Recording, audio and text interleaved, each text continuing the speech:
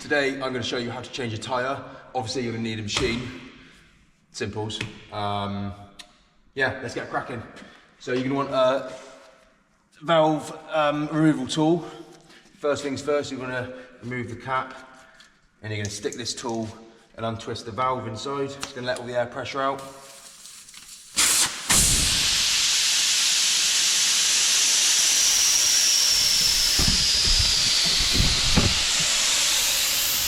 So we're changing a Accelera 255 4019 on a Volkswagen Caddy. We're swapping it over to a mid-range Redback. So it's a summer tyre. It's got quite good ratings actually for the rain. So in weather it's A, graded A, which is brilliant. So it's just what I want. And then C rated on fueling. So it's not top of the range, but it's good, better than what's on there.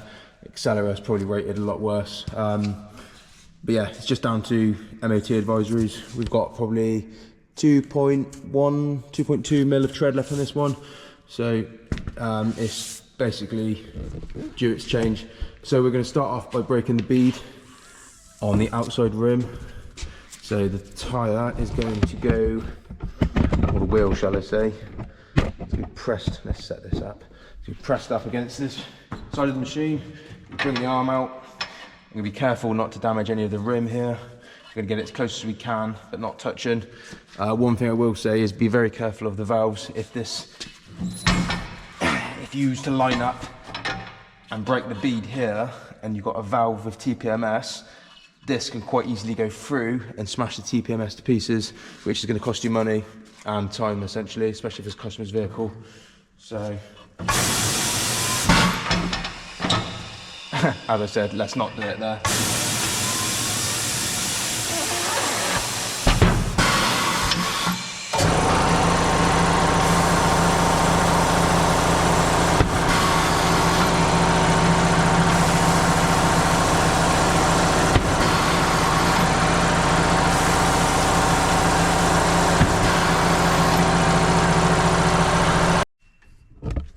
You're then going to want to flip the tyre around to the back and do exactly the same.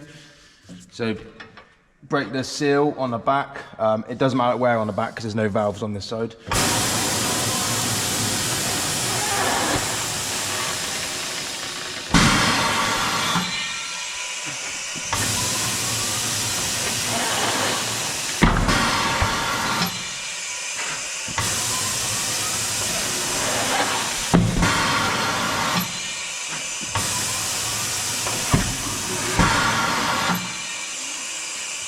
Cool, so now we've broke the bead on both sides.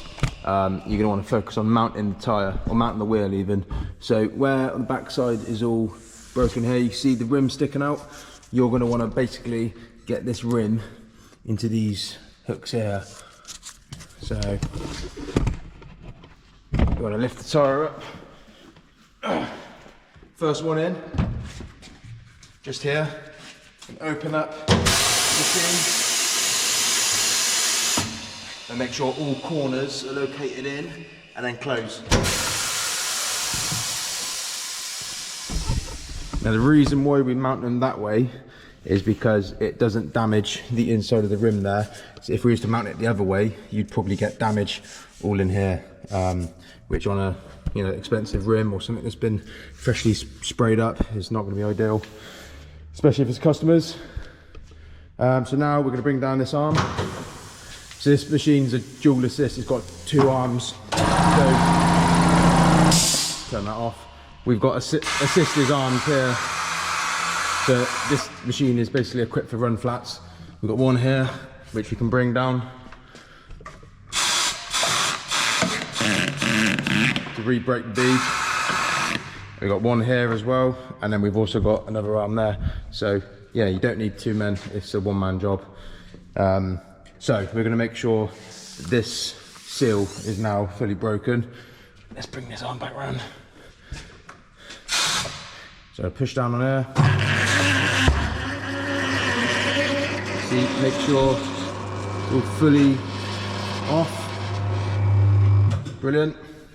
We're gonna bring, sorry for bad camera angles, I've got one hand spare. We're gonna bring this arm down, and we're going to lock it in place just by pressing this button here. As you can see, that's all fully pressed down. Then you want to get your special bar.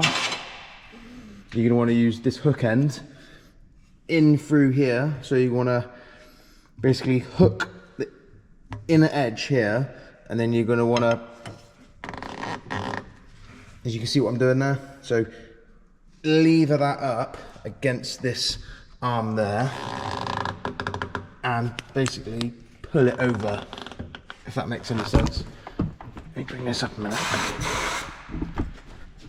So you want to lever it over, being very careful not to damage anything on the rim. We do have protectors, like a yellow rim protector that goes on the rim, which I'm not using, which is not great. But I say it's my own vehicle, it's my own alloy, so it's my own silly fault if I decide to damage it. And then you want to press, rotate with your foot. There you go, and then as it gets to this point, you want to slip the bar out before the bar gets dragged along the rim. And then we are good. Bring that up.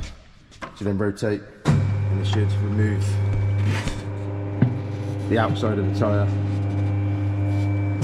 As you can now see. So next step is lift up on this edge here to about that position. You've then got a large gap, so you want to put the bar right down into the backside of the tyre. So just grab the bar again.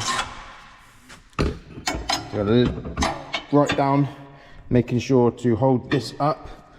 You're going to hook the backside of the tyre. See if I can do this and holding the camera at the same time. I'm going to have to put you down a minute, hang on.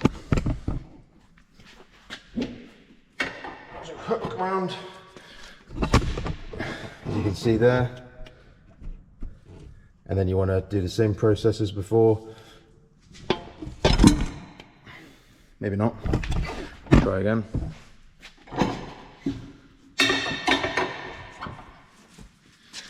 Second one. So we got him there. Careful not damaging the rim. Slowly press on the rotation. Pull the bar out, like so. And then away you go.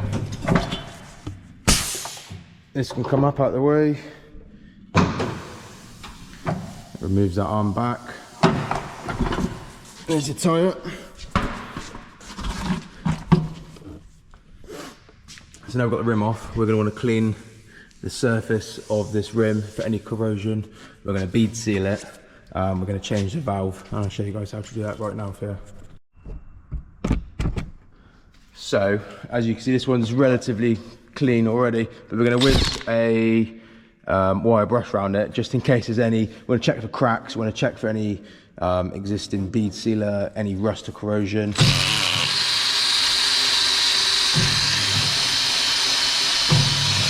You can use a wire brush, but it's quicker with one of these drills if you've got one.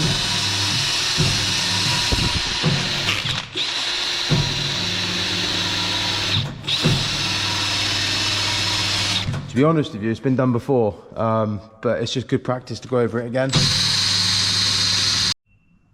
Right, so the valve's always got to be changed, so you're going to use a pair of snips. Cut the valve out. Like so. We've got a new valve here, so it's quite straightforward. All you need is a tool. So you're going to put the valve up, and then you've got a tool here. You're going to screw onto the valve, and then you're going to pull up on this tool and pop. It just sits in place like that. So changing the valve is always necessary. If the valve leaks and you've covered it back, we're putting a new one in. I'm going to apply a very thin layer of bead sealer. Not a lot.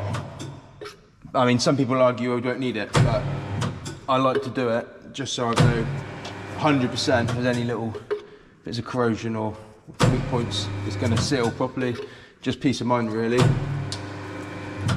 So one for the bottom, one for the top.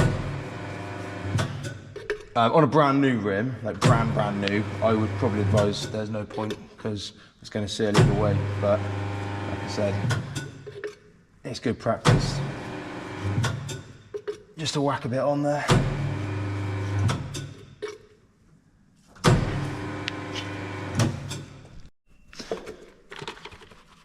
This is the part a 5-year-old could do. So you just get some paste, whiz it round. So, or your apprentice, either way. Even then, that's too easy of a job for an apprentice. But yeah, you just want to in and out. This will help the tyre go onto the rim with ease. Most importantly, before you mount this tyre, you're going to want to check, 'cause I've done this multiple times before and I've seen people do it, inside and outside. Obviously, outside is mounted on the outside, and if it's rotational as well, you'll have an arrow saying what rotation the tyre is going to go. So obviously if you're fitting the offside front, you're going to want to kind of make sure for that side that that arrow is pointing the right way, because if you get the inside or the outside wrong or the rotation wrong, MOT failure, and then you're going to have to do the job again. So it's not ideal. And if you can, these yellow marks usually line up with the valves, and it helps with balancing. And usually here as well, I'll say 37.24 on this tyre, so that's the 37th week of 2024, that's when the tyre was made. So if it's not got an inside or an outside marking, make sure you can read the date. It's a 4-digit number. It might say 19 if you're fitting an older tyre, it's been in stock longer. But yeah, that's there to show you also outside if it doesn't say outside. That's what I've always been known and told anyway. Right, let's mount the tyre. So the best way to do this is just to chuck it on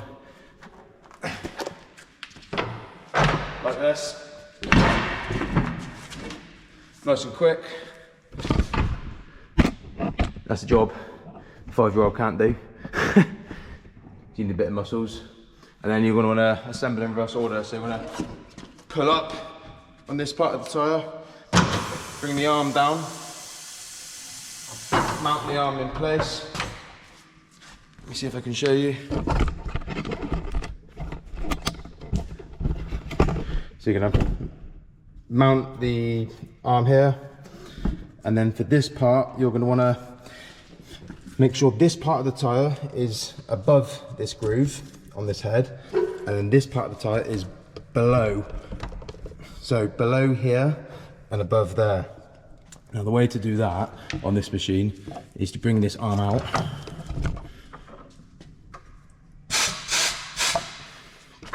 This machine is very helpful. I'm going to use this arm as well. This is my second mate. He's going to sit there. So that allows this tyre to sit below and this still sitting above. Once we're in place, we can spin on the rotation. And you want to make sure that pressure is still applied, so it stays in that position. Bit more pressure. Just being careful as well that nothing gets too tight. So if this bead starts raising up, you want to apply pressure with this arm more in this area, because if it comes up, then the tyre becomes taut and then it could rip going round. So when you are pressing the rotation button, don't just fully hold it on, because if you're not looking and it spins and this bead comes back up, it's going to create a lot of tension, then it's going to rip. So you want to just bit by bit, you can even just use your hand, providing you're careful, and just follow it around slowly. So there's no rush, making sure everything's neat. Don't put your fingers in there, obviously. Be careful. And as you get to the end, you want to release the pressure slightly. and it will naturally pop on. There you go. Out the way, out the way, out the way. And yeah, like I mentioned earlier, there is a protection here for the rim as well, so on anything nice you don't want to ruin, that should be at every wheel, to be honest with you. You can attach this on, if I get the bloody string out of the way, there you go, like that. Pushes on there, and when you go round, this arm, should have shown you this earlier really, this arm then won't get damaged even if you knock it on the rim, and especially when you put the bar in as well. The bar goes in here, if the bar was to slip, you're only going to damage this bit of plastic, so that's a great tool you should always use. Very, very handy. Now, next part is the easy part. You're going to blow the tyre up, so obviously it's going to pop twice. And get the right pressure in there. Before you do so though, I will just point out something. If you've not fitted many tyres before and you're blowing up a tyre on machine mounted, then be careful. Always make sure you unmount the wheel before you start blowing it up. So fully remove the wheel, make sure none of the claws are attached, because if they are and you blow it up, obviously these claws here are going to be stuck inside the tyre and it could cause damage. So always make sure the wheel's fully loose and unmounted before you start blowing it up. That's the only tip I'll give. Now it's all pumped up, make sure everything's neat and tidy, make sure the seals, both sides have popped, which they have. Test for leaks. One more thing importantly as well, obviously make sure you put the dust cover on. If anyone comes in and you do run a garage and they've got like special dust caps and they've got like a dice on it, or they've got like a gold one, always make sure, just from personal experience, make sure you don't throw them away. Like bullet caps or dice caps. Because I've done plenty of tyres now, but people are always fussy about their caps, and quite often tyre garages or motor trade garages will get the caps off, they'll take them off and they'll just throw them. And the customer will go, oh, where's my shiny caps? And then you'll end up paying for a new set. So yeah, just bear in mind, if anyone's got like fancy caps, put them back on. Always make sure you use tyre shine as well, just for good impressions. Make sure everything's clean and tidy, make sure there's no scratches, and yeah, job's good and make sure it's all balanced up. Enjoy. Any questions, pop some messages down in the comments and I will be happy to help.